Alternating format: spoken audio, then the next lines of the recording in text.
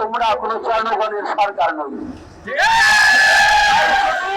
জনগণের এবং অন্তর্বর্তী সরকারকে বলে দিতে চাই, আমাদের মুখপাত্র চিন্ময় কৃষ্ণ দাস ব্রহ্মচারীকে নিরপরাধে নির্বিচারে যে অন্যায় ভাবে আলী ভক্তা নিজেরা করে সেই দোষটাকে চিন্ময়ের উপর চাপিয়ে দিয়ে, যে সনাতনী জাতি টিপরা মারে না, যে সনাতনী জাতি পশু হত্যা করে না, সেই ব্যক্তিকে মানুষ হত্যার দায় চাপিয়ে দিয়ে তাকে আর কারাবদ্ধ করে রাখা হয়েছে।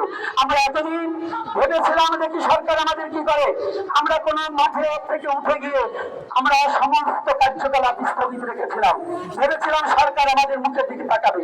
দেখলাম না, এই সরকার কোন সেই নিজের মস্তিষ্ক বিকৃত সরকার, এর মস্তিষ্ক সঠিক নেই, একে পরিচালনা করছে সন্ত্রাসীরা।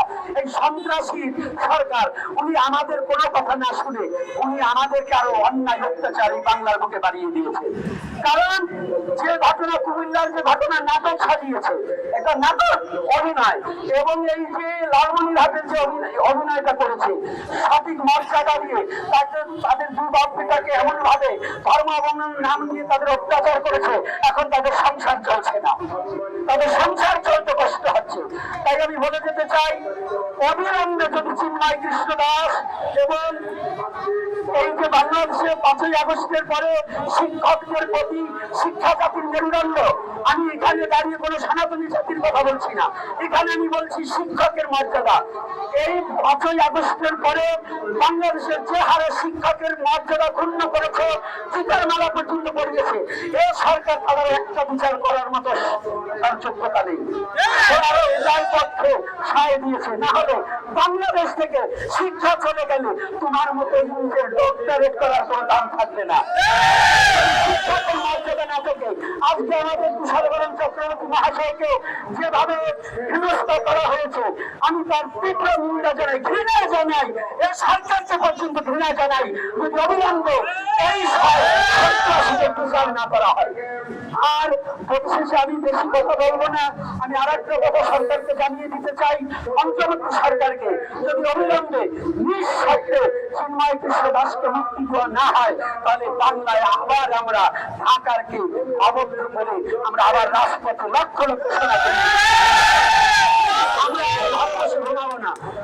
আমরা আর দফা দাবি সম্বন্ধে আমাদের আর দফা দাবি যতদিন পর্যন্ত পূরণ না হবে আমরা রাজপথে উঠবো না। আমরা ন্যায়কে শিখেছি, এখন আমরা কারাবদ্ধ হতে শিখেছি।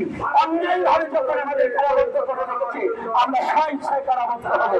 তথাপি আমাদের দাবি না মানা পর্যন্ত আমরা ঘরে ফিরে যাওয়ার জন্য প্রস্তুতি নয়। অন্তর্বর্তী সরকারকে জানাতে চাই, আপনি এখন সময় আছে, যে সময় আমাদের জন্য রাজদফা দাবি এবং এই সনাতনীদের বন্দনা করে আমরা আবার রাখতে হবো। আমরা প্রতিটা সারা বাংলাদেশে আমরা প্রতিটা জেলায় জেলায় আমরা সমাবেশ করার জন্য ঘোষণা দেবো। আমাদের এই কর্মকাণ্ড, এই সনাতনী নিধান চক্র যদি বন্দনা করেন, সনাতনী অস্তিত্ব মুছে দেওয়ার যোগ্য যদি বন্দনা করেন, আমরা আবার রাজপথে আসবো। আপনি ভাববেন না আমরা চুপ ছিলাম দেখে আমরা মুছে গেছি, মরে গেছি, আমরা ঘুমিয়ে থাকিনি, শুধু আমরা বিবেকটা দেখেছি। আপনার কতটুকু বিবেক আছে? আপনার এই বিবেকে আমরা সারা পাইনি, তাই আমরা আবার রাজপথে নামার জন্য প্রস্তুত হচ্ছি।